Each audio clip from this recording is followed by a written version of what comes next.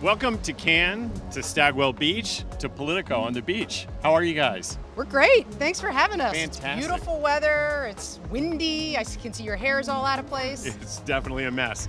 I'm here with Baute and Nicolas Sennegon. We really appreciate you both taking the time to talk to us. So Politico's undergone some pretty exciting activities, right? The major merger between the US and Europe. Can you talk a little bit about that and tell us sort of how that has created new synergies, new opportunities? The word synergy is a little silly sometimes, but what I will say has been great is that folks didn't know that we were two separately operated companies. They thought that it was one Politico, they only recognized the name, they didn't realize the differences between the US and Europe, and all of that is fine. That's actually what we wanted, but on the back end, what we realized is that we need to have a better appreciation of the regional differences, a better appreciation of what clients in both regions want, and figure out how we can provide an unparalleled value proposition to them while functionally becoming one company with a singular global executive team, singular operations where they make sense. And so thinking about it less from a synergies perspective, but how can we actually provide a better experience for both our readers, but also for our clients. Right. Nico, what has it been like to go through this transition? A pleasure. I joined Politico for this for me in March in 2021. It's a natural evolution for these two businesses. As Kelly said, the beauty is that the brand was already there, so we don't need to play on the brand, we just need to align on the strategy and structure. The other positive thing is that from a client perspective, it's a natural evolution. With everything going on in the world, I mean, they want us to cover what happens in Europe, but also what happens in the US, and I think us building the bridge across the Atlantic makes perfect sense. You mentioned the word strategy. Can you unpack that a little bit more for us? Talk a little bit about your long-term strategy and where you're taking the company. I mean, the long-term strategy is obviously to grow the business across both regions, but also to maintain core activities and operation in the region. What we want to do is basically a 1 + 1 = 3. So we want to grow DC and grow North America, we want to grow Brussels and grow Europe, and combining both give access to clients to this global coverage. And how does that change or sort of shape the future of what you're covering for your readers? What sort of benefits is that going to create? Well, when we looked at both from a coverage perspective as well as from a business perspective, where there's opportunity for us when we have new owners, new management team with the new CEO that has all been in place now, we decided that we need to understand what's on the 5-year horizon. As Nico mentioned, our evaluation showed that there is still a lot of room to grow in the major markets that we have in DC and in Brussels.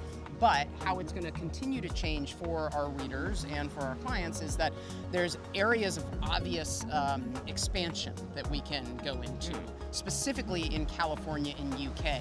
What we found has been very interesting in coming together as one global team is realizing that while there are regional differences, there's a lot of similarities in the way that both mature as well as burgeoning public affairs markets and how they operate.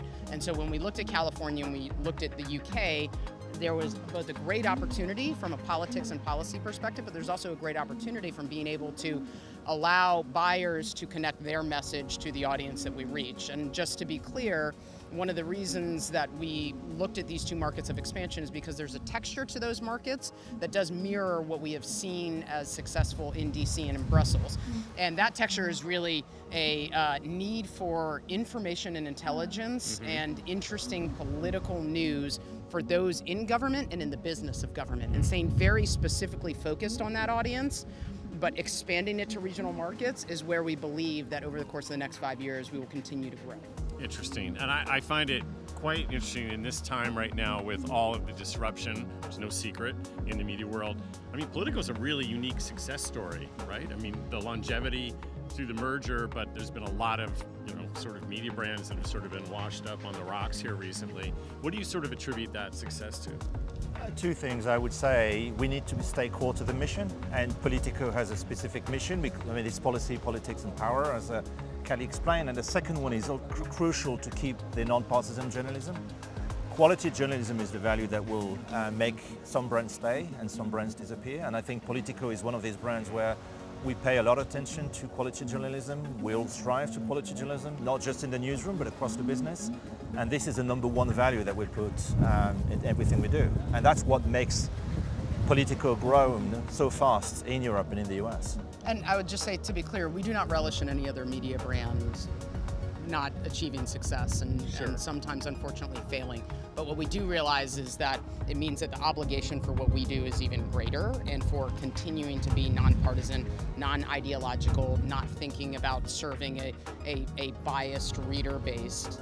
If we continue to serve those who are in government and the business of government, that will allow us to remain a true nonpartisan entity, and to think about the way that we are covering the entertaining side of politics. Also, it gives us a freedom to be able to ensure that we're doing that in a way that is, as I said, entertaining, but also very useful.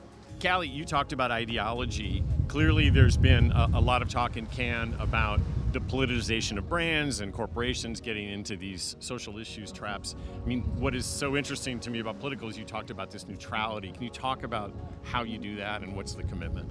I think how we do that is we have to approach every single story and every single issue that we're covering with the same sense of intensity and the same sense of objectivity across the board. There's no other way really to say it. And I think how we are able to do that, though, is frankly our business model is built upon the premise of nonpartisan journalism. We don't have a true consumer business model of subscriptions where if people are paying $8, $9, $10 a month, they oftentimes want to read news and information that comports with their own view of the world.